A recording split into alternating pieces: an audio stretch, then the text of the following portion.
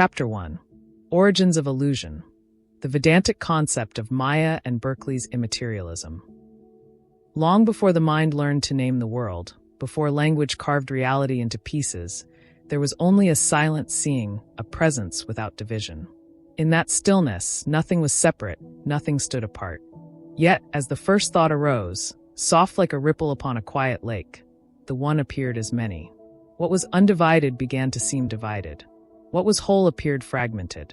And thus, illusion did not begin as something outside. It began as a subtle shift within awareness itself. We sit quietly with this ancient mystery, not as thinkers trying to solve a puzzle, but as witnesses, allowing the question to unfold within us. What is this world that we take to be so real? Is it truly as solid as it appears? Or is it something far more delicate, like a dream held together by perception? In the tradition of Adi Shankaracharya, this question is not merely philosophical. It is existential. He speaks of Maya, not as a simple illusion like a magician's trick, but as a profound principle that veils the true nature of reality. Maya is not unreal in the sense of non-existence, nor is it fully real in the sense of permanence. It is something in between, a mysterious appearance, dependent on perception, yet lacking independent essence. Imagine, in the dim light of dusk, a rope lying on the ground. The eyes perceive it, but the mind interprets it as a snake. Fear arises, the body reacts, the heart beats faster. Yet the snake was never there. The experience was real, but its foundation was mistaken. Maya works in this very subtle way. The world is experienced, touched, lived, but its interpretation hides a deeper truth. Now, from a distant land and a different tradition, the philosopher George Berkeley arrives at a strangely similar doorway. Without the language of Maya, without the scriptures of the East, he looks at the world and quietly questions: does matter truly exist outside perception? His answer is simple, yet unsettling: to be is to be perceived. For Berkeley, what we call matter is not something existing independently out there. It is a collection of perceptions, colors, sounds, textures, arising within the mind. Remove the perceiver, and what remains? Can we speak of a tree existing when no one perceives it? Or is the tree nothing but the experience of seeing, touching, and thinking? Here, the East and the West begin to whisper the same secret in different tongues. But we must not rush. Let us pause and look deeper. When we say the world is illusion, the mind resists. It says, but I can touch this, I can see this, I can feel this. And we do not deny this. The experience is undeniable. The warmth of sunlight, the sound of wind, the taste of water, these are vivid and immediate. Yet the question is not whether experience exists, but what its nature is. Is experience pointing to something outside itself? Or is it self-contained, like a dream? In dreams, we walk, we speak, we fear, we desire. The dream world feels real until we awaken. Only then do we realize that the entire landscape, mountains, people, events, was arising within consciousness itself. Vedanta gently suggests, what if waking life is not entirely different? Not identical to a dream, but not entirely separate either. Berkeley, too, stands at this threshold. He does not say the world is unreal in the sense of being false. Rather, he says it does not exist independently of perception. The tree exists as it is perceived, and its continuity is held within a greater perceiving presence, what he calls the divine mind. Vedanta calls this presence Brahman, the infinite consciousness in which all appearances arise. Berkeley calls it God, the eternal perceiver ensuring that the world does not vanish when individual minds turn away. Different names, different approaches, yet both pointing toward a reality that is not material in the ordinary sense. And here, a subtle divergence appears. Vedanta says that Maya veils the truth of Brahman, creating the appearance of multiplicity. The world is not denied, but its ultimate reality is questioned. It is dependent, changing, transient. Berkeley, on the other hand, does not speak of illusion in the same way. For him, the world is real as perception, but not as independent matter. He does not seek to dissolve the world into an absolute beyond, but to redefine its nature within perception. So we stand between two visions. One says the world appears but is not ultimately real. The other says the world is real as perception, but not as matter. Are these two statements opposed, or are they two reflections of the same truth?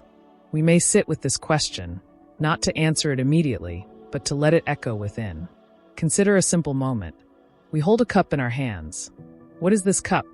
Is it an object existing independently, or is it a collection of sensations, shape, weight, temperature, arising in awareness? If we close the eyes, the cup disappears from sight. If we stop thinking of it, does it remain as we knew it? And yet, something continues, a presence that seems to hold the possibility of the cup. Vedanta would say, the cup is a name and form imposed upon the underlying reality, like waves upon the ocean. Berkeley would say, the cup is a set of perceptions sustained by the divine mind. And we, sitting quietly, may begin to feel that both are pointing toward the same subtle shift, from object to awareness, from matter to perception, from solidity to appearance. A short whisper may arise within. What we see is not what is, and what is cannot be seen as an object. In this inquiry, we are not asked to reject the world, but to see it more deeply. Maya is not an enemy, it is a teacher. It invites us to question, to look beyond surfaces, to recognize that reality is not as simple as it seems. Berkeley, too, invites a kind of humility. He dissolves the arrogance of material certainty and returns us to the mystery of perception. He reminds us that what we call out there is inseparable from the act of knowing. And so slowly, a new understanding begins to form, not as a fixed idea, but as a living insight. The world is neither fully real nor fully unreal. It is neither entirely outside nor entirely inside. It is a dance between awareness and appearance. As we rest in this seeing, something within becomes still. The need to define, to conclude, to grasp begins to soften. In its place, there is a quiet openness, a willingness to remain with the unknown. Perhaps illusion is not something to be destroyed, but something to be understood. Perhaps reality is not something to be reached, but something to be recognized. And in this recognition, a subtle shift begins like the first light of dawn, not yet revealing everything, but gently dissolving the darkness. We remain here at the edge of this seeing, not concluding, not closing, but simply aware, watching.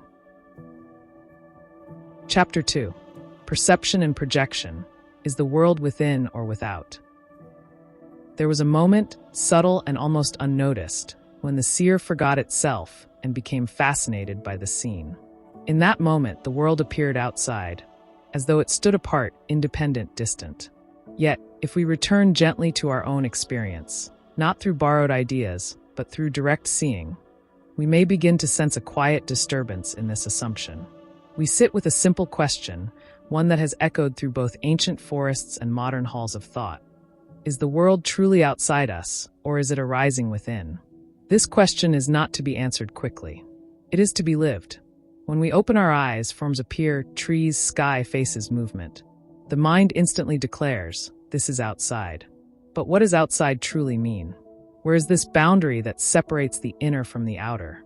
Can it be found in direct experience, or is it an idea placed upon experience? In the vision of Adi Shankaracharya, the world we perceive is not separate from the consciousness that perceives it. It is not out there, in the way we imagine. Rather, it is a projection, like an image on a screen, arising within the field of awareness. The senses do not bring us an external world. They shape appearances within consciousness itself. Let us consider a mirror. When a face appears in a mirror, we do not say the face exists inside the mirror, nor do we say it exists outside in the same way. The reflection depends on both, the object and the surface. Yet, the image itself is neither fully inside nor outside. It is an appearance, inseparable from the medium in which it arises. In a similar way, what we call the world may be understood as a reflection within consciousness. From another path, George Berkeley arrives at a strikingly close insight. He questions the assumption that objects exist independently of perception. When we say something is outside, we are still speaking of what is perceived, color, shape, texture, all of which arise within the mind. The idea of an external, unperceived object becomes difficult to sustain when examined closely. Berkeley gently dissolves the boundary. He suggests that what we call outside is simply a way of organizing perceptions. The world is not located in space as something separate from us. Rather, space itself is part of the experience. Now we pause. If both these visions are true, even partially, then what becomes of our ordinary understanding? The ground beneath our feet, the sky above our head, are these truly where we think they are? Let us not rush into denial. Instead, we observe. Close the eyes for a moment. The visible world disappears. Yet, does existence disappear? Or does it simply change form? Thoughts arise, memories flicker, sensations continue. The world has not vanished, it has shifted its mode of appearance. Now open the eyes again. The world returns. But where does it return? Does it come from outside into inside, or does it simply appear within awareness? A subtle insight begins to emerge. What we call outside is also known within, and what is known cannot be separate from knowing. Vedanta calls this process projection, not in the psychological sense of attributing qualities, but in a deeper ontological sense. The world is projected by consciousness, much like a dream is projected by the mind. This does not mean the world is false in a trivial sense, but that its existence is dependent, relational, not absolute. Berkeley, in his own language, arrives at a similar threshold. He does not use the word projection, but he implies that the world is inseparable from perception. There is no object without a perceiver. Yet, he introduces a subtle distinction. While individual perception is limited, the continuity of the world is maintained by a greater perceiver, God, the ever-present witness. Here, Vedanta and Berkeley both converge and diverge. Vedanta would say, the projection arises from ignorance, Avidyā, veiling the true nature of Brahman. The world appears, but it is not ultimately separate from the self. Berkeley would say, the world is sustained by the divine mind, and its reality lies in being perceived by this infinite awareness. One speaks of illusion as a veil. The other speaks of perception as reality. Yet both quietly dissolve the rigid wall between within and without.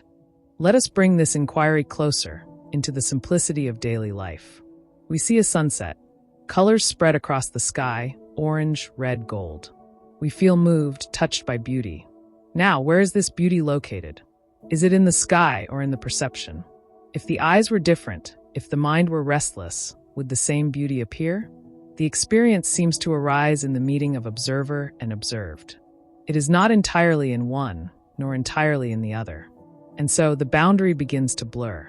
A child, before learning language, does not divide the world into me and that. There is only a seamless flow of experience. The division arises later, taught, reinforced, believed. Yet, even now, if we look carefully, can we truly find this division in direct experience? Or is it a thought layered upon perception?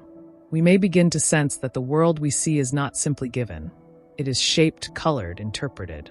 It is, in a quiet way, co-created by the act of perceiving. And here, a deeper question arises, almost like a whisper from within. If the world is not fully outside, and not fully inside, then where does it truly exist? This question is not meant to disturb, but to open. Vedanta would gently guide us inward, suggesting that all appearances arise within the self, the one consciousness that is beyond division. Berkeley would guide us toward the recognition that all things exist as ideas within a perceiving mind, ultimately grounded in the divine. Two paths, two languages, yet both inviting us to reconsider the very foundation of reality. As we sit with this, something within begins to loosen. The certainty of out there softens. The rigidity of in here dissolves. What remains is a fluid field of experience, alive, dynamic, inseparable from awareness. A quiet line may arise within. The world is not where we think it is. It is where we are before we divide ourselves. And in this seeing, we do not lose the world, we rediscover it. Not as something distant and separate, but as something intimate, immediate, arising in the very heart of awareness. We do not conclude. We do not fix this into a belief. We simply remain observing, allowing the question to deepen. Chapter 3. Mind as the Mirror. Consciousness in Advaita and Idealism. In the silent depth of night, when all sounds have dissolved and even thoughts grow tired, there remains something that does not sleep. It does not speak, yet it knows. It does not move, yet everything appears within it. We may ask gently, what is this that remains when all else comes and goes? Is it the mind, or something even more subtle? We have long been taught to identify with the movements of thought, the rising and falling of ideas, memories, emotions. We say, "This is my mind." Yet, if we look carefully, we notice that the mind itself is something observed. Thoughts come, stay for a moment, and pass away. They are like clouds drifting across an open sky. But the sky does not become the cloud. It allows, it reflects, it remains untouched. In the vision of Adi Shankaracharya, the mind is not the ultimate knower. It is an instrument, a mirror that reflects consciousness. Just as a still lake reflects the moon clearly, the mind, when calm and pure, reflects the light of awareness. But when disturbed, the reflection becomes fragmented, distorted. Here, a subtle but powerful distinction arises. The mind is not consciousness itself. It is that through which consciousness appears as knowing. We may pause here and feel this within. Right now, a thought may arise. We see it. Another thought comes, we see that too. That which sees, does it change with each thought? Or does it remain the same, quietly witnessing? Vedanta calls this witnessing presence Ātman, the true self, beyond mind and beyond change. The mind becomes like a mirror placed before this self, reflecting its light, creating the appearance of individuality, the sense of I think, I feel, I know. Yet the mirror is not the light. It only reflects. From another path, George Berkeley speaks not of a mirror, but of perception itself. For him, the mind is not a passive reflector, but an active field in which all ideas exist. The world, as we experience it, is composed of these ideas, colors, sounds, sensations, held within perception. But Berkeley does not stop at the individual mind. He sees that our personal perceptions are limited, fleeting. There must be a greater, infinite mind in which all things are sustained, a divine mind that perceives continuously, ensuring the coherence of the world. Here, again, we find both harmony and divergence. Vedanta says, consciousness is fundamental, and the mind is its reflection.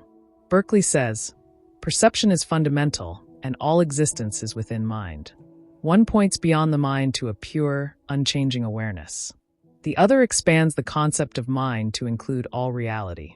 And we, sitting quietly between these two, may begin to sense that both are circling the same mystery from different directions. Let us bring this closer, not as theory, but as living inquiry. When we look into a mirror, we see our face. The mirror does not create the face, nor does it own it. It simply reflects. Now imagine that the mirror becomes slightly distorted, its surface uneven. The reflection changes. The face appears altered, though it has not truly changed. In the same way, the mind reflects reality. But when the mind is restless, filled with desires, fears, and conditioning, the reflection becomes distorted. We do not see things as they are. We see them as colored by the state of the mind. This is why two people can look at the same situation and experience it differently. The world appears not only as it is, but as the mind allows it to appear. A quiet realization may arise. The world we see is not only out there. It is shaped by the mirror through which we see it. Vedanta would gently guide us further. It would say, even the mirror is not the ultimate truth. The mind itself is part of Māyā, subtle, powerful, but still within the realm of appearance. The true self is beyond both the reflection and the mirror. It is the light that makes both possible. Berkeley, however, remains within the realm of mind, yet he elevates it to a divine level. For him, the ultimate reality is not a material substance, but a spiritual one, a perceiving mind. The difference lies in emphasis.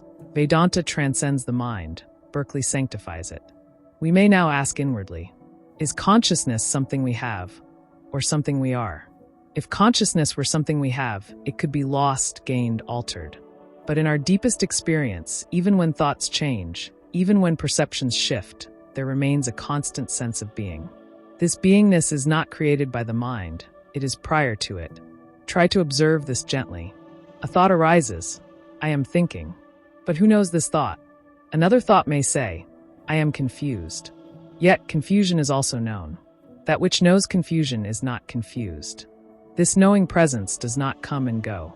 It is like a silent background against which all mental activity unfolds. Vedanta points us here, again and again, not to the contents of the mind, but to the knower of those contents. It invites us to rest not in the mirror, but in the light. Berkeley, while not making this exact distinction, still dissolves the solidity of the external world. He reminds us that what we take to be matter is inseparable from perception. In doing so, he shifts our attention from objects to the act of knowing itself. Both, in their own way, turn us inward. But Vedanta takes one more step, a step into silence. It asks, when even the mind becomes still, when the mirror reflects nothing, does the light cease to exist? Or does it remain self-luminous, independent of all reflections? This question cannot be answered by thought. It can only be felt in the stillness of direct experience. And perhaps in a quiet moment, we begin to sense it. A presence that does not think, yet knows. A silence that is not empty but full. A light that does not depend on any object to shine. In this seeing, the role of the mind changes. It is no longer the master, but the instrument. No longer the source, but the reflector. And slowly, gently, we begin to step back, not away from life, but away from identification. Thoughts continue, perceptions arise, the world appears, but something within remains untouched, like the sky untouched by passing clouds. A final whisper may arise. The mind reflects, but it is not what we are. We are that which allows even the mind to appear. We do not conclude this. We simply rest with it, allowing the mirror to settle, allowing the reflection to become clear, allowing the light to reveal itself. Chapter 4. God and the Observer, Īśvara versus Divine Mind. Before the first question arose in the human heart, before the mind sought to understand the world, there was already a silent witnessing, a presence that did not begin with our birth, nor end with our thoughts. We may ask softly, almost as if speaking into an infinite silence, who is the ultimate observer of all this? Is it only this small, shifting mind, or is there a deeper, unbroken seeing in which even our seeing appears? We have walked gently through the understanding that the world may not be as external as it seems, that perception shapes what we call reality, and that the mind itself is a kind of mirror. But now a deeper question emerges. If all things are perceived, then who or what ensures that this vast, ordered universe continues even when our individual perception withdraws? When we sleep, when we forget, when we are absent, does the world dissolve, or does it remain? In the vision of Adi Shankaracharya, this continuity is not left unexplained. He speaks of Īśvara, not as a distant deity sitting somewhere beyond the sky, but as the cosmic intelligence, the universal order, the governing principle within Maya itself. Īśvara is the totality of all laws, all harmony, all structure that we observe in existence. The rising of the sun, the rhythm of seasons, the precise unfolding of cause and effect, these are not random. They reflect a deeper intelligence. Yet, we must listen carefully. Īśvara, in Advaita, is not separate from Brahman, the absolute reality. Rather, Īśvara is Brahman seen through the lens of Maya, just as the infinite sky may appear as a limited reflection in a pot of water. The limitation is not in the sky, but in the medium through which it is perceived. So, when we speak of God here, we are not speaking of something outside existence, but of the very intelligence that holds existence together. Now, from another path, George Berkeley approaches this same mystery, though in a different language. He observes that objects cannot exist without being perceived. But then a profound question arises. If a tree falls in a forest and no human perceives it, does it exist? Berkeley answers not with doubt, but with certainty. Yes, it exists because it is perceived by the divine mind. For Berkeley, God is the eternal perceiver. While human perception is limited and intermittent, God's perception is constant and infinite. It is this divine perception that sustains the world, ensuring its continuity and coherence. Without it, the world would collapse into nothingness, for its very existence depends on being perceived. Here we begin to see a deep resonance. Vedanta speaks of Īśvara as the cosmic order within which the world appears. Berkeley speaks of God as the infinite mind in which all perceptions exist. Both acknowledge that individual perception alone cannot account for the stability of the world. There must be something greater, something unbroken, something that does not sleep when we sleep. But as we sit quietly with this, a subtle difference reveals itself. In Berkeley's vision, God remains an eternal observer, distinct from individual minds, yet intimately connected to them. The world exists as ideas within this divine mind. There is a relationship between the perceiver and the perceived, between God and the world. In Advaita, however, this relationship begins to dissolve upon deeper inquiry. Īśvara is not ultimately separate from the self. The same consciousness that appears as the individual observer also appears as the cosmic order. The difference lies only in perspective, in limitation versus totality. A simple analogy may help. Imagine a vast ocean. Waves arise upon its surface, each wave unique, each with its own form and movement. One wave may say, "I am small." Another may say, "I am large." But all are nothing but water. Now, if the ocean itself were to be seen as the totality of all waves, that would be Īśvara, the collective expression. And the essence of water itself, beyond all waves, would be Brahman. Berkeley's vision stops at the ocean, the divine mind containing all waves. Advaita moves further, to the very essence of water, beyond both wave and ocean as separate ideas. And we, sitting here, may begin to feel this not as a theory, but as a quiet intuition. When we observe, there is seeing. When we think, there is knowing. But is this seeing truly separate from the greater field of awareness in which all beings participate? Or is it like a small window through which the infinite looks at itself? We may ask gently, is the observer within us, or are we within the observer? This question cannot be answered by logic alone. It invites a shift in perspective. In daily life, we often feel like isolated observers, looking out at a vast external world. But if we follow the insights of both Vedanta and Berkeley, this sense of isolation begins to soften. The observer is not confined to this body or mind. It is part of a larger, more fundamental awareness. A bird flies across the sky. We see it. Another person sees it from a different angle. The bird exists not just in one perception, but in a shared field of experience. Berkeley would say this shared field is sustained by the divine mind. Vedanta would say it is all arising within the one consciousness, appearing as many observers. A quiet line may arise within. The many eyes are one seeing. The many minds are one knowing. Yet, Advaita goes further still. It asks us to question even the idea of a separate God observing the world. If everything is ultimately Brahman, then where is the division between observer and observed? Where is the boundary between God and creation? Īśvara, then, becomes a doorway, not the final destination. A way for the mind to understand the order of the universe, before dissolving into the non-dual truth where no second exists. Berkeley, standing firmly in his tradition, preserves the distinction. God remains the supreme perceiver, and the world remains a set of ideas within this divine perception. There is intimacy, but also duality. And here, we may feel the subtle tension between these two visions. One invites us into relationship with the divine. The other invites us into identity with the absolute.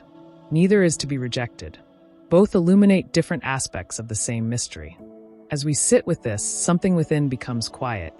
The need to define God, to locate the observer, to separate self and universe, begins to dissolve. We begin to sense that observation itself is sacred. That the act of seeing is not a small personal function, but a participation in something vast, something infinite. Perhaps the true question is not who is observing, but what is this observation itself? In that question, the mind pauses. In that pause, something deeper may reveal itself, not as an answer, but as a presence that observes without effort, that knows without thought, that remains whether we call it Īśvara, divine mind, or simply awareness. We remain here, at the edge of this seeing, where the observer and the observed begin to merge, where the question itself becomes silent.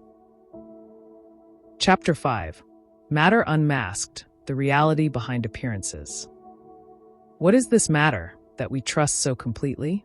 Is it truly as solid as it seems? Or is its solidity only an appearance, a convincing surface hiding something more subtle? In the teachings of Adi Shankaracharya, matter is not denied, but it is gently unmasked. What we call the material world is understood as namarupa, name and form.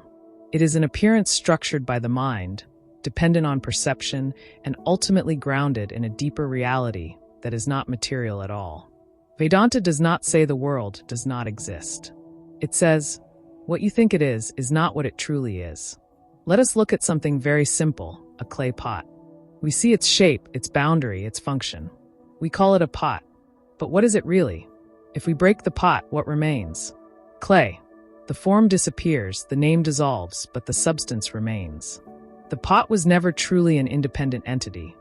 It was a temporary arrangement of clay. In the same way, all forms in the universe may be seen as temporary configurations. The body, the tree, the stone, all are shapes appearing and disappearing.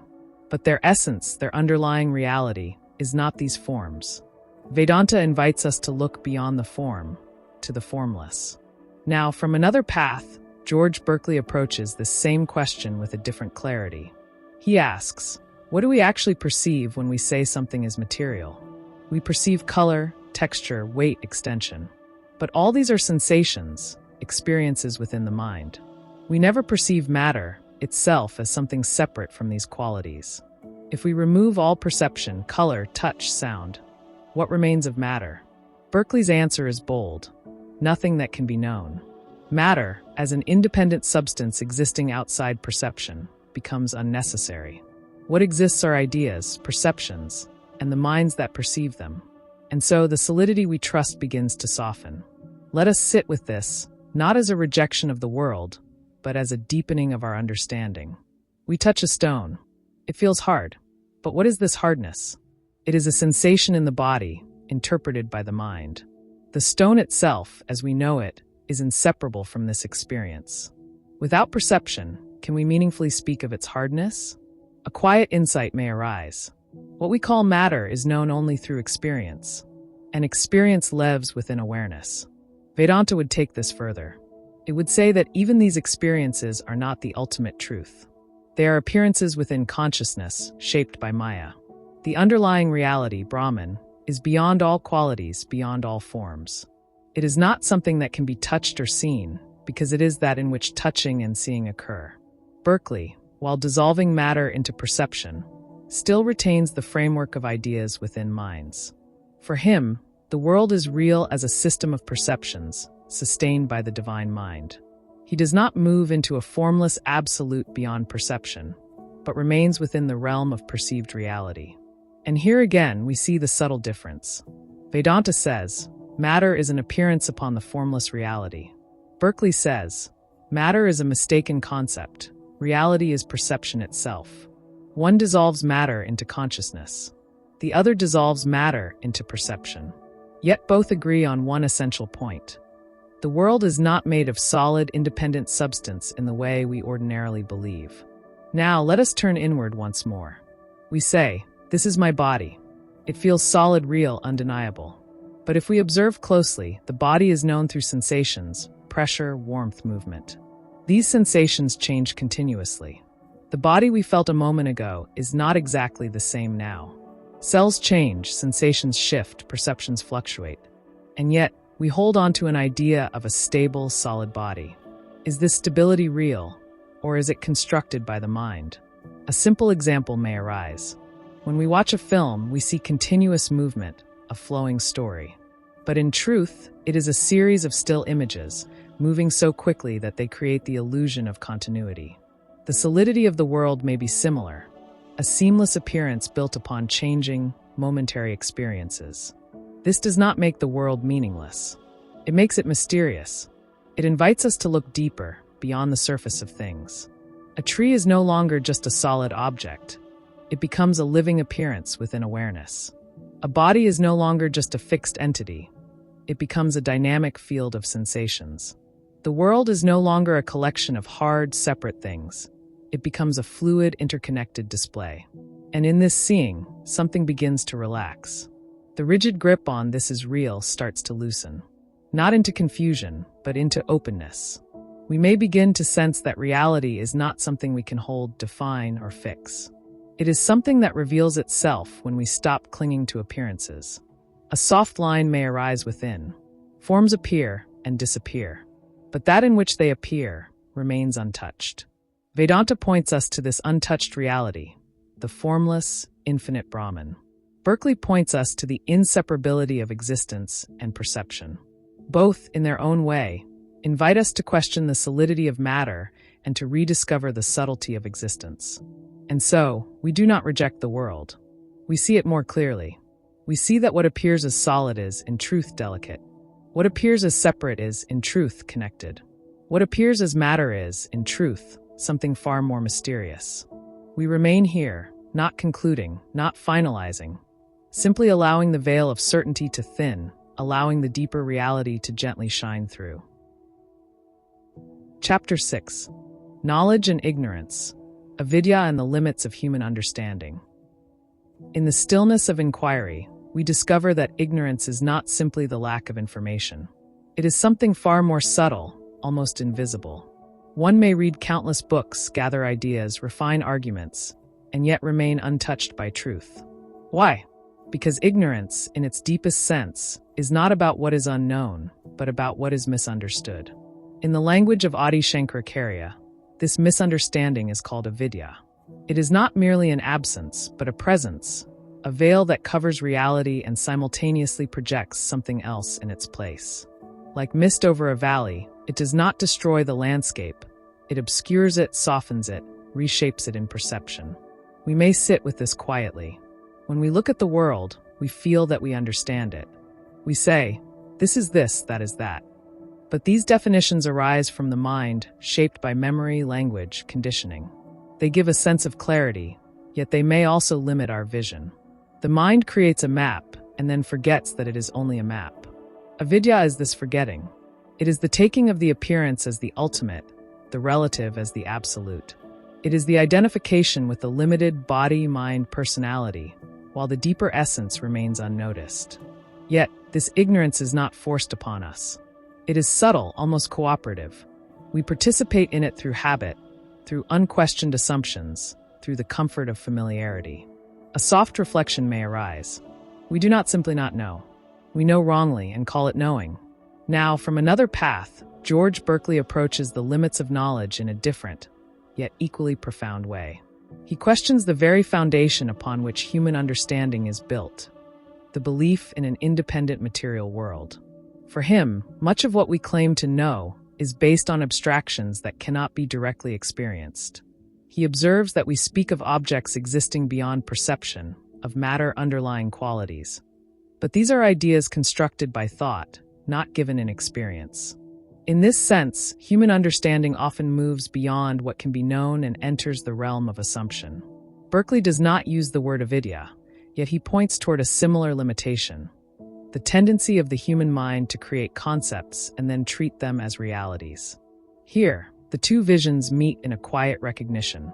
Human knowledge is not as solid as it appears. It is shaped, filtered, and often limited by the very instruments through which it arises. But now we must go deeper. What is the nature of this limitation? In Vedanta, the mind itself is not capable of grasping the absolute. It operates through distinctions, this and that, subject and object, cause and effect. But the ultimate reality is beyond all distinctions. How can that which divides comprehend that which is indivisible? It is like trying to capture the sky in a small vessel. No matter how much effort is made, the sky remains beyond containment. And so, avidyā is not merely personal ignorance, it is structural. It is built into the way the mind functions. The mind seeks to know by dividing, but truth, in its deepest sense, cannot be divided. Berkeley, too, recognizes a boundary. While he affirms that reality consists of perceptions, he also acknowledges that the full nature of the divine mind is beyond human comprehension.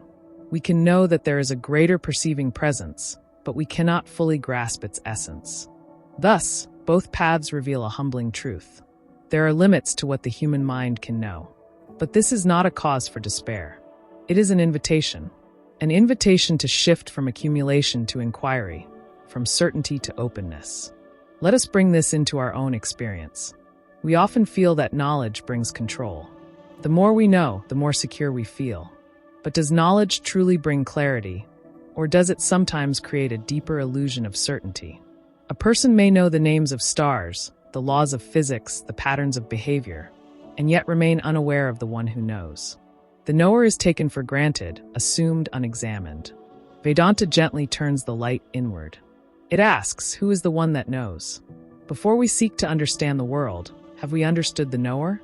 This question begins to dissolve avidyā, not by adding more knowledge, but by shifting the direction of attention. Berkeley, in his own way, also redirects us. By dissolving the idea of independent matter, he brings us back to immediate experience, to perception itself. He removes the unnecessary layers of abstraction and invites us to see what is directly given. Both, in their own language, call us back from conceptual complexity to experiential simplicity. And yet, the journey does not end here.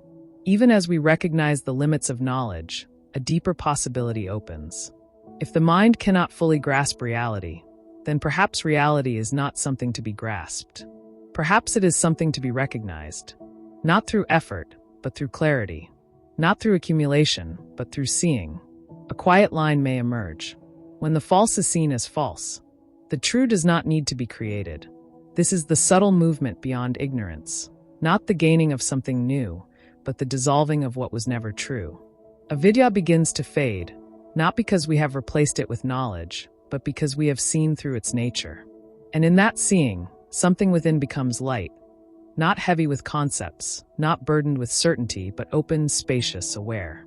We remain here, in this openness, where knowing becomes gentle, where not knowing becomes alive, where the mind no longer claims to possess truth, but quietly bows before it. Chapter 7. Dream, Wake, and Reality. Layers of existence in both systems.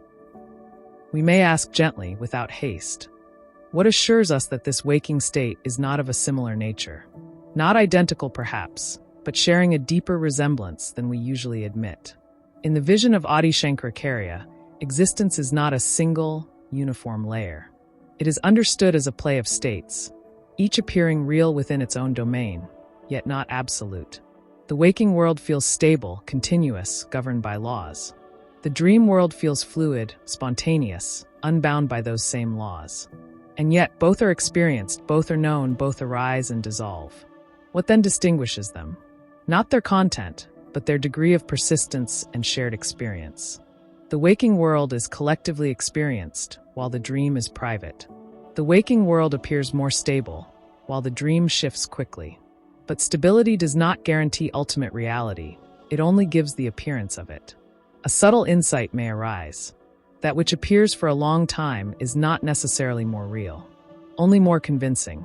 Vedanta speaks of three primary states: waking, dreaming, and deep sleep, and points beyond them to a fourth, not as another state, but as the underlying reality in which all states arise. This is not something we enter or exit. It is that which remains constant, whether we are dreaming, waking, or resting in deep sleep. Now, let us turn gently toward the perspective of George Berkeley. He does not frame reality in terms of multiple states in the same way, yet his insights bring an unexpected resonance. For him, both waking and dreaming consist of perceptions, ideas arising within the mind. The difference lies not in their fundamental nature, but in their order and coherence. Dreams are irregular, fragmented, less predictable. Waking experiences are more structured, more consistent. But both belong to the same domain, the domain of perception. This recognition carries a quiet implication. If both dream and waking are composed of perceptions, then the distinction between them is not absolute.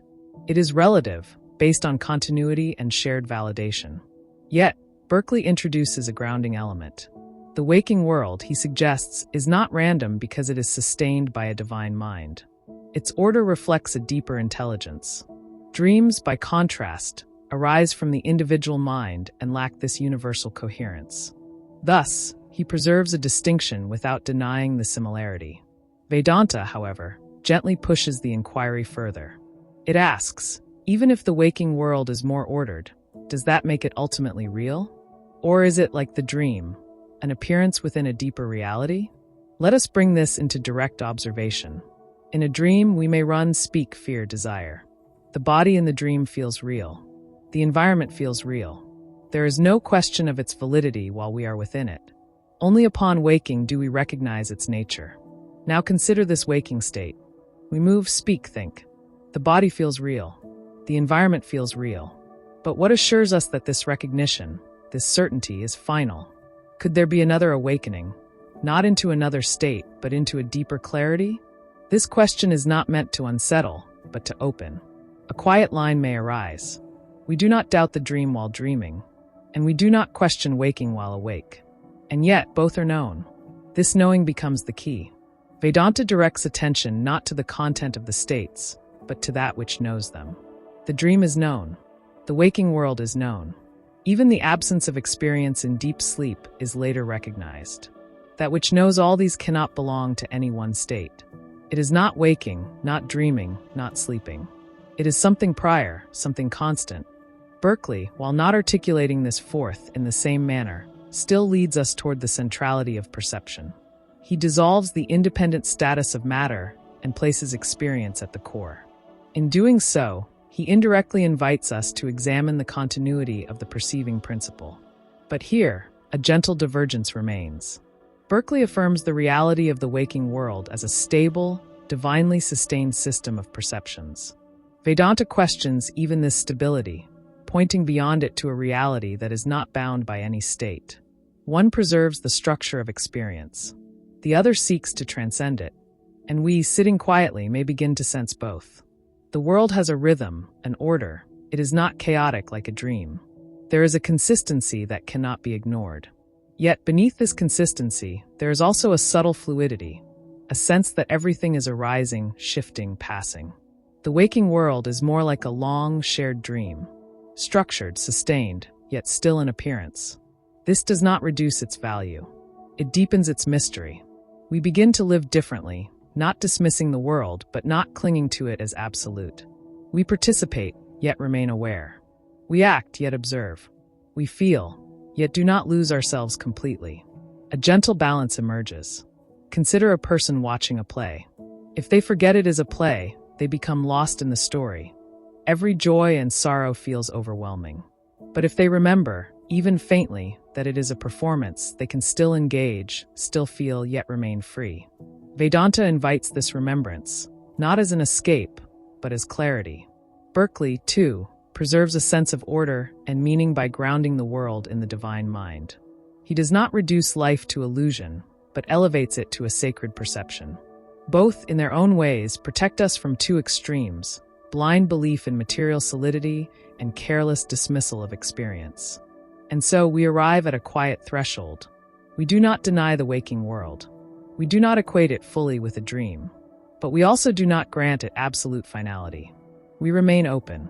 A final whisper may arise within. States come and go. Worlds appear and dissolve. But that which knows them remains untouched. We rest here, not seeking to escape any state, but gently turning toward that which is present in all states, silent, aware, unchanging. Chapter 8, Self and Soul, Ātman and the Knowing Subject. There is a question so intimate that it often goes unnoticed, not because it is hidden, but because it is too close. Before we ask about the world, before we seek to understand reality, there is a quiet, ever-present sense. I am. Not as a thought, not as a description, but as a simple, undeniable presence. We may sit with this gently, without adding anything, without defining anything, just this, I am. But what is this I? Is it the body that changes with time? Is it the mind that shifts from thought to thought? Is it the roles we carry, the memories we hold, the identities we claim? Or is it something more subtle, something that remains even when all these change? In the vision of Adi Shankaracharya, this inquiry is not intellectual. It is direct. The self, Ātman, is not something to be imagined or constructed. It is that which is already present, already aware, already complete. Yet, it is overlooked because attention is drawn outward, toward objects, toward experiences, toward definitions. The body is seen. The mind is observed. Even the sense of I amness can be noticed. Then who is the one that notices? This question does not seek an answer in words. It invites a turning inward, a subtle reversal of attention. We begin to see that everything we usually identify with is, in fact, known. And that which is known cannot be the knower itself. A thought may arise, I am happy. Another, I am confused. These thoughts change. But the presence that knows these changes, does it change in the same way? Or does it remain quietly aware, regardless of the content? Vedanta calls this unchanging presence Ātman. Not a personal self, not an individual soul in the ordinary sense, but the very essence of awareness itself. It is not something we possess. It is what we are, prior to all possession. A gentle insight may arise. What we take to be I is often what is seen, but the true I is that which sees. Now, let us turn toward the reflection of George Berkeley. He, too, begins with the recognition that perception requires a perceiver. Ideas cannot exist without a mind that perceives them. Thus, he affirms the existence of the knowing subject, the self that experiences. But Berkeley's self remains a perceiving mind, an active participant in the field of ideas. It is distinct, individual, and real. He does not dissolve the subject into a universal self, but rather situates it within a broader framework, where each individual mind exists alongside the infinite divine mind. Here, a subtle divergence begins to appear. Vedanta moves toward non-duality. The self is not separate, not one among many, but the only reality appearing as many. The individual sense of self is a reflection, a limited expression, shaped by the mind and its identifications. Berkeley maintains plurality, many perceiving minds, each real, each distinct, yet all sustained by a greater divine perception. One dissolves individuality into universality. The other preserves individuality within a divine structure. And we, quietly observing, may begin to sense the depth of this difference. Let us explore this not as a debate, but as an inner inquiry. When we say I, what do we truly refer to? If we look at the body, we see that it changes from childhood to youth to age. Yet the sense of I remains continuous. If we observe the mind, we see that thoughts, beliefs, emotions all shift. Yet something remains that knows these shifts. Even in deep rest, where thoughts are absent, we later say, I slept well. Who knew this absence? There is a continuity that is not dependent on the body or the mind. Vedanta points to this continuity as the true self, unchanging, self-luminous, beyond all attributes. It is not a thing that can be grasped, but the very ground of all experience. Berkeley, while affirming the self, does not make this leap into non-duality. For him, the self is a perceiver among perceivers, finite yet real. It does not merge into an absolute identity, but remains in relation with other minds, with the divine. This difference invites a deeper reflection. Is the self something separate, standing apart from others? Or is the sense of separation itself a product of limited perception? A quiet analogy may arise. Imagine many pots filled with water, each reflecting the sun. In each pot, the sun appears separate, many reflections, many points of light. But the sun itself is one. The multiplicity belongs to the reflecting surfaces, not to the light. Vedanta would say, the individual selves are like these reflections, and the true self is like the sun, one undivided, appearing as many. Berkeley would say, each reflection is a real perceiving center, sustained by the greater light of the divine mind. And we may sit with both, allowing their meanings to unfold within us. In daily life, we experience ourselves as individuals, thinking, choosing, acting. This cannot be denied. Yet, beneath this individuality, there is a deeper layer, a sense of being that is not personal, not limited. When we sit in silence, when thought subsides even for a moment, this deeper presence becomes more evident. It does not speak in words, yet it is undeniably present. A soft line may arise. Before the name, before the form, there is a simple presence, silent, aware. This presence does not belong to one person. It is not divided. It is like space, appearing as many rooms, yet never truly divided. Vedanta invites us to recognize this directly, not as a belief, but as a living truth. Berkeley invites us to honor the reality of the perceiving self, and to see its connection to a greater, divine perception. Both guide us away from identifying with inert matter, and toward recognizing the primacy of awareness. And so, we do not rush to conclude. We allow the question to deepen. Am I this changing body and mind? Or am I the unchanging presence in which they appear? We remain here, quietly, gently, allowing the sense of self to unfold, not as a fixed identity, but as a doorway into something vast, something subtle, something that cannot be contained by any definition. Chapter 9, Liberation and Vision, Mokṣa and Spiritual Insight in Idealism. There comes a moment in the inward journey when the question quietly shifts. No longer do we ask, what is the world? Or what is the self? Instead, something more intimate arises. Is there freedom from all confusion, not as an idea, but as a living clarity? This question does not belong to philosophy alone. It belongs to the silent longing within us, the longing not for more knowledge, but for a different way of seeing. For what is bondage, if we look deeply? It is not chains upon the body, nor limitations of place. It is a certain way of perceiving, where the shifting is taken as permanent, the dependent is taken as absolute, and the partial is taken as whole. Bondage is a misreading of reality that feels so natural, so continuous, that it goes unquestioned. And liberation is not something added later. It is the quiet correction of this misreading. In the vision of Adi Shankaracharya, this liberation is called Mokṣa. But we must listen carefully. Mokṣa is not a future achievement, not a reward waiting at the end of effort.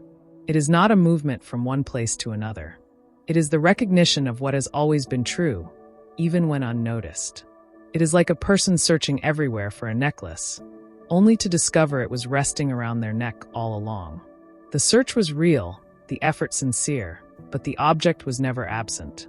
So too, the self is never bound. Only the understanding appears bound. A quiet line may arise.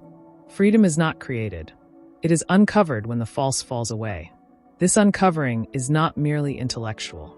One may understand these ideas, speak of them, even teach them, and yet remain inwardly unchanged. True liberation, in this vision, is a transformation of seeing. The world may continue, the body may act, the mind may think, but the sense of identification shifts. One no longer clings to passing forms as the source of identity. There is a lightness, a spaciousness, not because the world has disappeared, but because its grip has loosened. Now, let us turn gently toward the reflection of George Berkeley. His path does not speak of liberation in the same language, yet it carries its own quiet release. By dissolving the notion of an independent, inert material world, he removes a certain burden from human understanding, the burden of believing in a cold, mechanical reality disconnected from mind and spirit. For Berkeley, the world is alive with perception, sustained by a divine presence. This vision restores a sense of intimacy between the individual and existence. One is no longer an isolated being in a vast, indifferent universe, but a participant in a living field of awareness. This itself is a kind of freedom, not the non-dual liberation of Vedanta, but a release from materialistic isolation. Here, we begin to sense a delicate contrast. Vedanta moves toward complete inward freedom, where even the distinction between individual and absolute dissolves. Liberation is the recognition that there was never a separate self to begin with. Berkeley preserves a relational harmony. The individual self remains, but its connection to the divine becomes the source of meaning and coherence. One dissolves the seeker. The other refines the seeker's relationship with reality.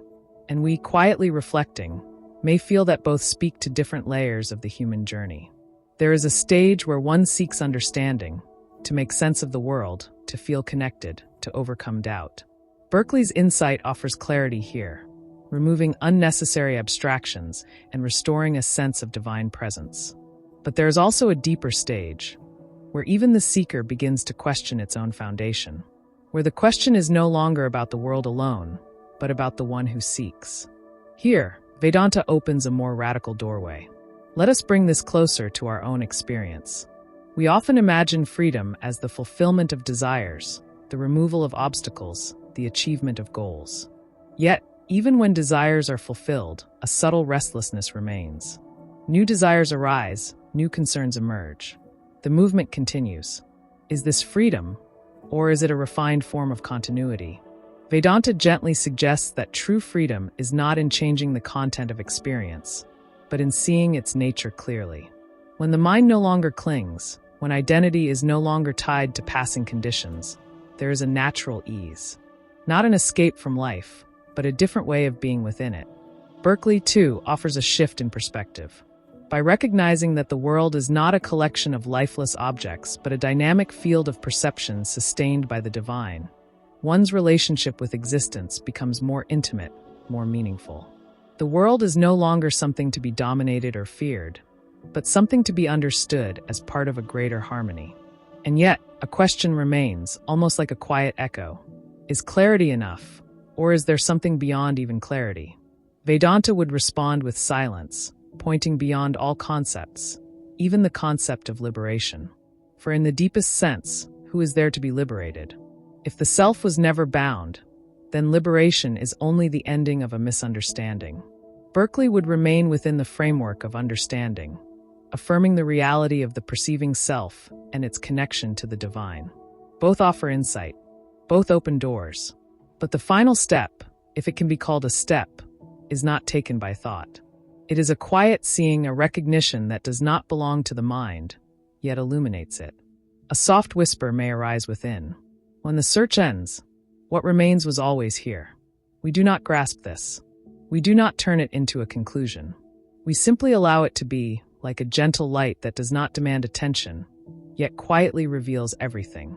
And in this light, the idea of liberation itself begins to fade, not as something denied, but as something fulfilled in its own dissolution. We remain here, not as seekers reaching somewhere, but as a presence that no longer needs to arrive. Chapter 10. Beyond Illusion, Reconciling Maya and the Idea of Ideas. We have walked through Maya, the mysterious power that presents the one as many. We have also glimpsed the philosophical insight of George Berkeley, who proposed that existence lies in perception, that the world is composed not of material substance, but of ideas perceived in the mind. At first, these seem like two different streams, one ancient and metaphysical, the other modern and philosophical. But when seen from a deeper stillness, they begin to converge.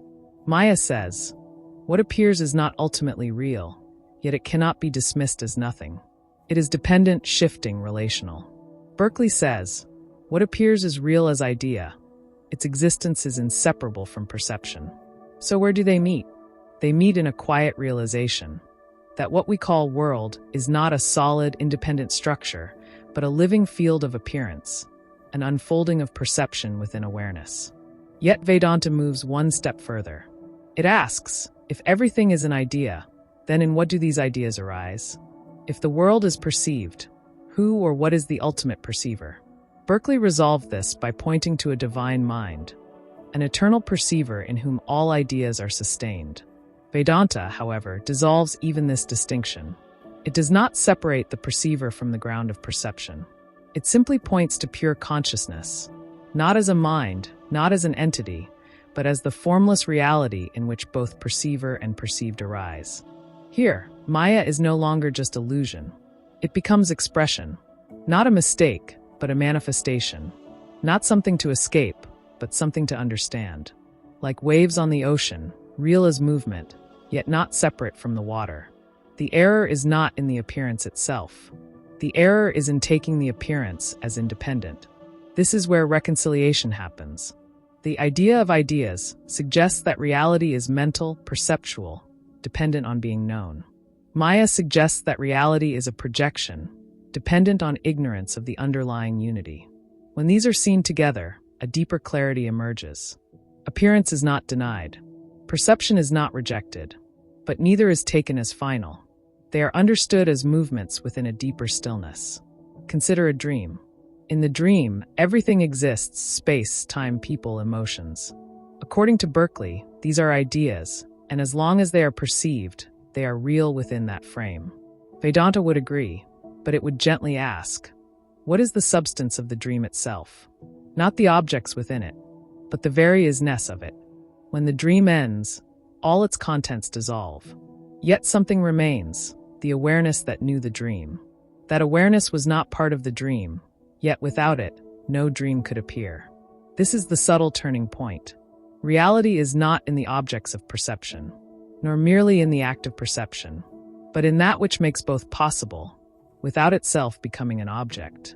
And yet, even this must not be turned into a concept, because the mind is quick to grasp and say, now I understand. But this is not something to be understood in that way. It is something to be seen directly, without division. When we look at the world, we usually see things, forms, names, distinctions. When we turn inward, we may begin to see thoughts, emotions, sensations. But if we remain still, without choosing, without labeling, a different quality of seeing begins to emerge. A seeing without center, a knowing without knower. in that the division between illusion and reality begins to dissolve. Because what we called illusion was never separate from what we now call truth. It was only misunderstood. Maya is not the enemy of truth. It is its veil, and also its expression. The world is not a deception to be rejected. It is a reflection to be seen through. And Berkeley's insight, that existence is tied to perception, finds its completion here. For perception itself is not the end. It is a doorway into that which cannot be perceived as an object, because it is the very ground of all perception. So what remains when illusion is no longer taken as real, and yet not denied? What remains when perception is seen clearly, but not clung to? There is no dramatic answer, no final statement, only a quiet clarity. Things appear. They are known. They pass. And something does not move. It does not assert itself. It does not need to be found. It simply is. Not as an object, not as an idea, but as the silent foundation of all that appears. This is not a conclusion. It is an opening, where thought gently comes to rest, and what is reveals itself without effort,